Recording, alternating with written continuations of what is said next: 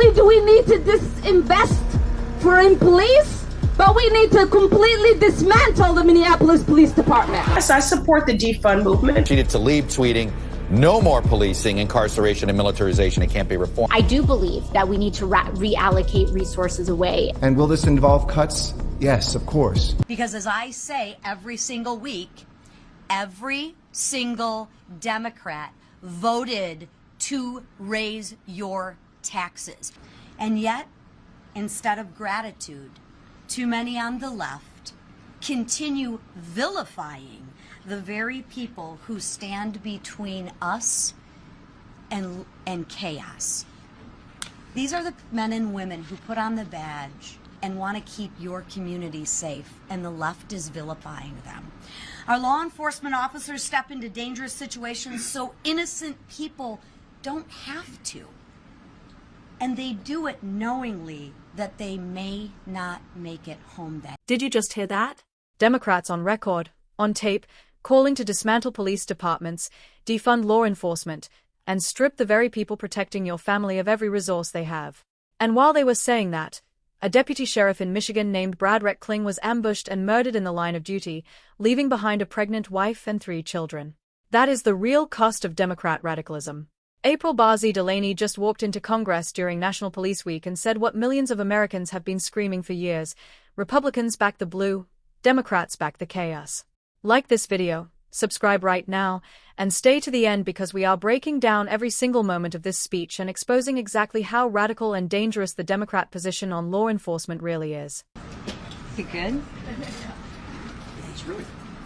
Well, good morning, everybody. This week is National Police Week, and the House Republicans are making something very, very clear. We back the blue. Not just with words, but with actions. Because while too many Democrats demonize police officers, excuse violent criminals, and side with chaos, Republicans are standing with the men and women who put the badge on and walk towards danger every single day. And this week, we're bringing bills to the floor to support law enforcement and actually help keep your communities safe. Let's remember what this week is really about. It's about people. It's about families. And it's about heroes like Deputy Sheriff Brad Reckling from my district, my hometown. Deputy Reckling from my hometown in Michigan, Romeo, Michigan, was a 9-year veteran of Oakland County. In 2024, Officer Reckling was ambushed and murdered in the line of duty, leaving behind a wife and 3 young children with 1 more on the way. Deputy Reckling stood between violent criminals and innocent people to do what he loved and make sure that your communities were safer. And he is exactly why we need to continue to back the blue. Earlier this week, I also saw firsthand sacrifices that our police officers and their families make every single day. I had the opportunity to do a ride-along with the Oakland County Sheriff's Office, and I spent time with Deputy Milkey, who has served in law enforcement for more than 20 years. He finally reached a point in his career after 20 years that he could go on days and actually participate and coach in his children's sporting events and be present for his family every single day. We talked about House Republicans' push for no tax on overtime in the working families tax cut. And he told me directly what a difference that has made for not just him, but the other law enforcement agents that he works with and the morale in his department. Because of these officers, they're able to be more supportive and they're able to bring more money home to their families when they put their life on the line every single day. And when they put in extra hours to protect communities, they deserve to keep more of that money. At least that's what Republicans say and think.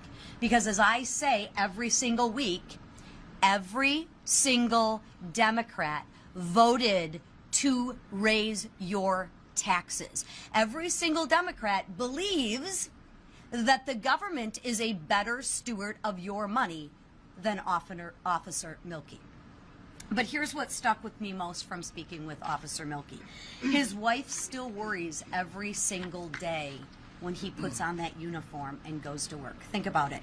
After 20 years of service, the fear and uncertainty never fully goes away. And yet, instead of gratitude, too many on the left continue vilifying the very people who stand between us and chaos. These are the men and women who put on the badge and want to keep your community safe, and the left is vilifying them. Our law enforcement officers step into dangerous situations so innocent people don't have to. And they do it knowingly that they may not make it home that evening. We owe it to Deputy Reckling's widow. We owe it to every single police officer's family wondering if their loved one will make it home safely at the end of their shift. And frankly, we owe it to the American people. Because when communities are safer, businesses thrive. Businesses don't leave. Neighborhoods don't collapse, and neighborhoods thrive when communities are safer. Here's the truth. Public safety matters. Law enforcement matters. Law and order matters. And it's the brave men and women who make law enforcement possible. So this week, House Republicans are proud to honor our law enforcement agents. And we're proud to say we support the men and women in law enforcement, and we back you.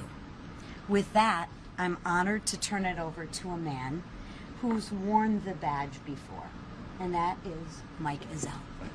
April Bazi Delaney was absolutely, unequivocally right, and the left knows it, which is exactly why they hate this speech so much. She didn't just make a political argument. She put a human face on what Democrat radicalism actually costs. Brad Reckling is dead. His wife is raising 4 children alone. And the very politicians responsible for the cultural and political environment that emboldens criminals against police officers have the audacity to act like they care about communities. They don't. They never did. Ilhan Omar didn't whisper, "Dismantle the Minneapolis Police Department." She screamed it. These weren't fringe voices. This was mainstream Democrat policy, and now they want you to forget it ever happened. They want you to forget the defund chants, the slashed police budgets, the prosecutors who let violent criminals walk, the cities that burned while Democrat mayors told police to stand down. You cannot run from that record. And while Democrats were busy vilifying cops, Republicans were passing no tax on overtime so that officers like Deputy Milky, 20 years on the job, still having his wife pray he comes home every single night, can actually bring more money home to his family. That is the difference. One party honors sacrifice. The other party weaponizes grievance against the people making your neighborhood safe enough to raise your children in. The left wants to talk about reform while communities collapse. April Bazi Delaney is talking about reality. When law enforcement is undermined, businesses leave, neighborhoods decay, and innocent people pay the price with their safety and sometimes their lives. Democrats built that environment deliberately, and now they want credit for caring. Not a chance. VidIQ Sonnet 4.6.